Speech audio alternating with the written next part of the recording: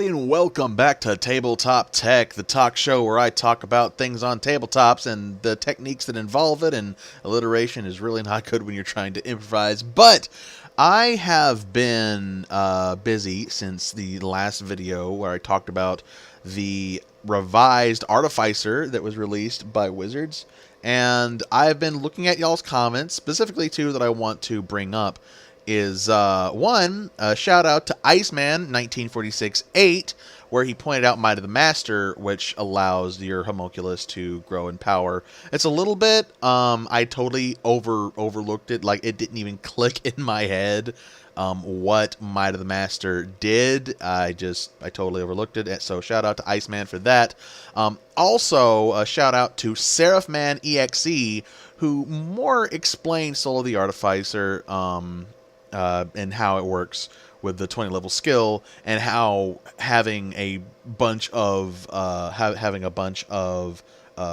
attuned weapons, attuned items to yourself really comes into play, especially since you can create some items that require attunement. So shout out to Seraphman EXE for pointing that out to me. I totally didn't even think of that. So this only goes to show it really pays to look at other people's perspective, look at other people's opinions on how they would run a class or how they would view an ability, because one point of view is not always the best point of view. But anyway, on to the topic of this video.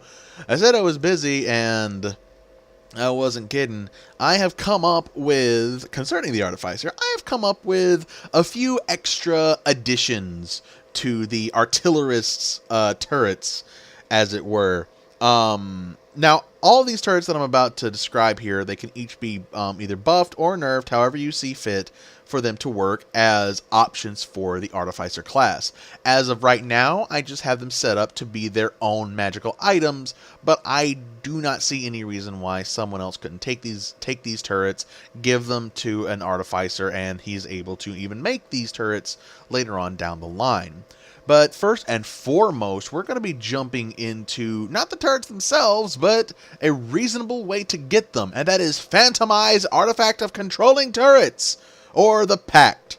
It is a wondrous item. It is very rare. This greenish box is roughly the size of a brick and has buttons and knobs and switches on its front. A metal rod juts out of the top, and a crackling sound can be heard when you listen to this device. And it doesn't take a brain surgeon to figure out that this is basically an old school walkie-talkie, but I don't see why that can't be a thing as it is.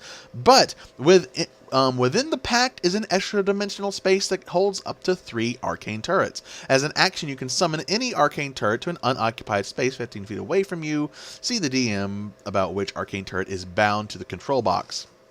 My thoughts on this is, if you were to find this out in the wild, let's say, it would have at least the one turret inside of it already. Now, this isn't to discredit what the Artificer can do, because the Artificer could just do this naturally and would be more inclined to build them as he's going. But I kind of like the idea of someone else was also able to make these, and kind of like in a Pokemon sense, like you're able to send out and recall these turrets to do what you need them to do. You may use your bonus action on your turn to issue orders to the arcane turret through the control box. When orders are given, they can be up to multiple turrets if you choose to do so. So that way you're not stuck with, well, I need to send out this specific turret and I need to send out this specific turret. I don't see why you can't just bark orders into a microphone real quick and all the turrets are able to get it, because also magic, why not? That makes sense to me. The Pact has an AC of 20 and hit points of 10, and resistance to all damage. If reduced to 0 hit points, all arcane turrets bound to it will cease to function and are incapacitated. I was looking up online, and it turns out the Ioun Stones, you can break them. I always thought the magic items just by themselves could not be broken, and I know that's how I specifically run it in my games, and maybe some artifacts can't be destroyed by any means.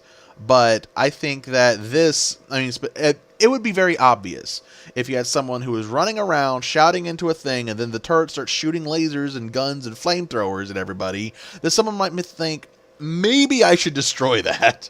So I went ahead, gave the Pact this little setup right here. because that seems fairly fair. Binding a new turret to the pact requires a short rest. So if you, the Artificer, or anybody else who is tinkery, I suppose, if you make a new turret and you're able to work it out with the DM, or you find a new turret for whatever reason, maybe you're in Eberron, or maybe you're in Ravnica. That actually makes a lot more sense. Maybe you're in Ravnica, and you're able to bind a turret to this device. It does require a short rest to do so. And moving on, I have 5, count them, 5 new turrets to give you guys, to show you guys, and I hope you will enjoy. First up, we have the Arcane Turret Model I. It is a small construct, armor class 16, hit points 25, and basic stats. However, the dex is a little bit higher from what the typical turret might be. Damage immunity and condition immunity are same as previous turrets. Please consult the Artificer for that. But we have several abilities. We have programmed actions. The Arcane turret can only act if commanded as a bonus action by its deployer, harkening back to the pact. Spider climb. The Arcane turret can move up, down, and across vertical surfaces and upside down along ceilings.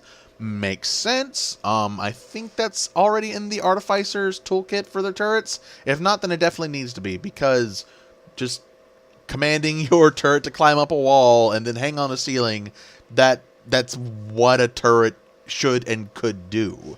Magical Metal, the mending spell, can be used to restore 2d6 hit points to the Arcane turret. So, if it's damaged, there you go. Spy mode! Here we go. Here is the crux of it.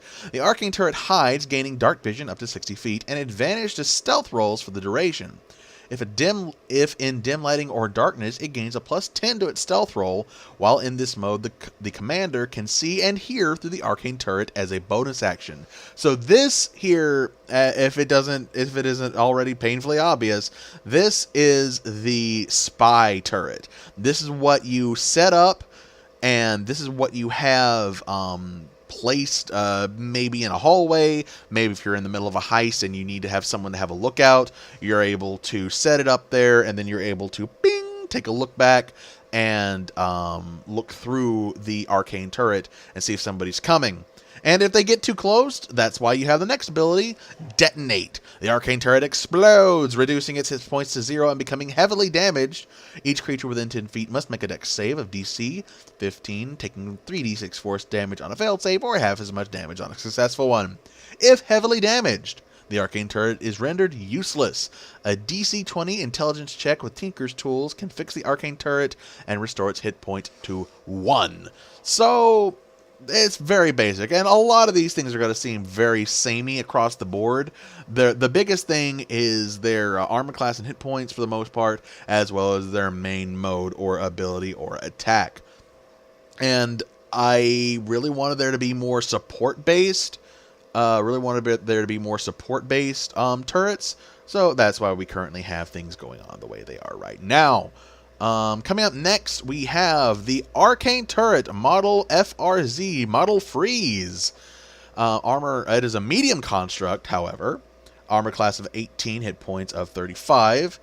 Standard array of stats across the board, damage immunity and condition immunity are the same. Programmed action, Spider Climb, Magical Metal, all the same.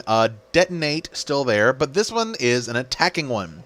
Range spell attack, +5 to hit, reach of 15 feet, one target.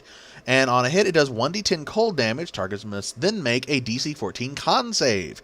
Target takes 1d10 cold damage, and speed is halved until the beginning of their next turn on a failed save. Target takes half as much damage and are not slowed on a successful save. This one, straight up inspired by Symmetra's turrets from Overwatch. I'm not even going to lie. You drop a turret down and it just shoots somebody and slows them down. They take damage, and then they're not able to, continue their movement. They get stuck in a trap. Something happens. But I like the idea of it just shoots out this little beam and like cold slows them down. It's really, really cool. So the Arcane Turret Model Freeze. Very, very interesting. Coming up next, we have the Arcane Turret Model Shield. This one caused a little bit of controversy because a lot of people, when I first beta showing this, they thought that it was a bit overpowered, and maybe it is. I'm not sure how you could do it, short of maybe scaling the hit points at a later date. But jumping right into it, is a meaty construct, armor class of 20, natural armor, 40 hit points, standard array of damage immunity, condition immunity, and stats. Then we get down to defense mode. This is another not offensive turret. Defense mode creates a 4-foot tall and a 6-foot wide wall in front of you. A medium creature can use this as 3/4 cover. A small creature can use this as total cover. The arcane turret gains 100 temporary hit points and loses 10 feet of movement speed. This mode can be cancelled as an action command. So, that being said, this one is straight up the get behind me. This is straight up just a defensive fortification. You throw the turret out there, it brings up its big wall, you're able to hide, and they're able to take shots or get someone else to safety. I know that all turrets at a later level, I think level 14, for the artillerist, you're able to get half cover with your turrets naturally that way. But I really like the idea of this heavy-duty, bulky shield turret just blocking damage, and then you're able to get to safety, then recall, and you're good to go. And it also has the Detonate as well. But yeah, model shield. I think this is my favorite one, just because of this just boom wall suddenly in the way, and you're able to buy a little bit of time. You're able to honestly get. This would stop a lot of attacks. This would stop a lot of instantaneous death if you just threw this on the field and was able to get behind it. So, Arcane Turret Model Shield, really, really a big fan. Coming up next, we have the Arcane Turret Model Shock. Medium construct, 18 armor class, 35 hit points. Bonus to this one, also resistant to lightning. Programmable actions, spider climb, and magical metal, all the same. Detonate is the same. Then we have the lightning field. All targets within 15 feet must make a DC 14 con save. Targets take 2d8 lightning damage and are stunned until the beginning of their next turn on a failed save. Targets take half as much damage and are not stunned on a successful save. So this one might actually be a little overpowered, but I can definitely still see it being extremely easy to dodge, mostly because at higher levels, everything has a higher con. Everything can just shrug stuff off. You have legendary actions. This is for the mob grinders. This is for the mobs. This is for the trash hit guys. This is for the I need to slow down the wave, not utterly destroy the big bad guy, because most big bad guys at later levels, they're just gonna be able to shrug it off because I feel like it. Then they're gonna step on the turret and destroy it in a single hit. This is no problem to dragons. This is no problem to giants. But I do like the idea of just like this aura of electricity just like coalesce around these Tesla coils and just shocks everything in the area. And you might stun them. You never know. You might stun them. So Arcane Turret Model Shock.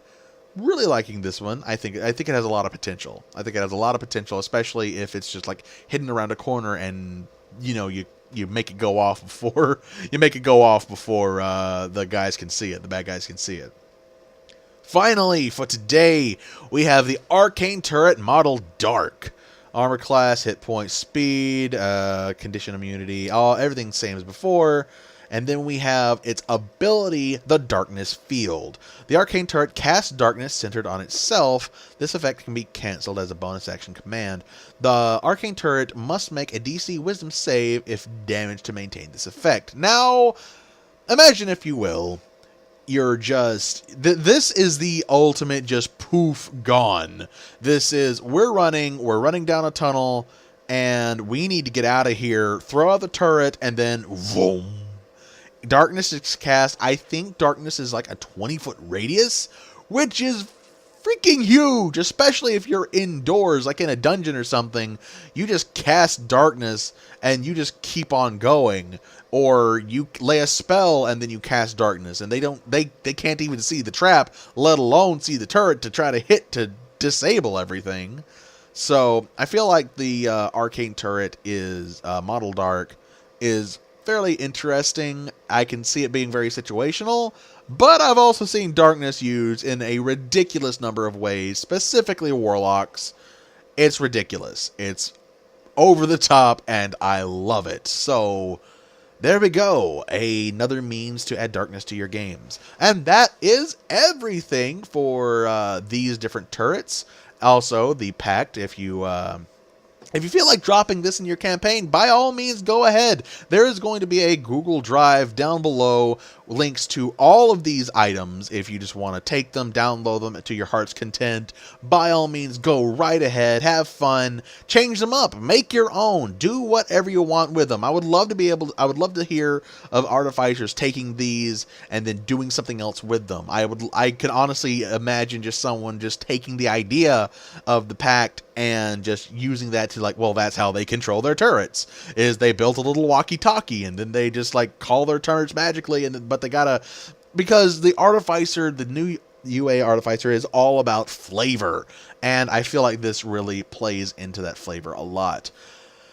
Don't know what I'm gonna do for the Alchemist, but I do have some ideas, just not quite sure how to implement them yet. So if you want more Artificer content in the future, stick around. It's definitely going to be on the way. If you want to see more items that I've made, consider maybe joining the Patreon. Every single week I add new content to the Patreon warehouse vault. And yeah, hope you guys enjoyed. Till next time.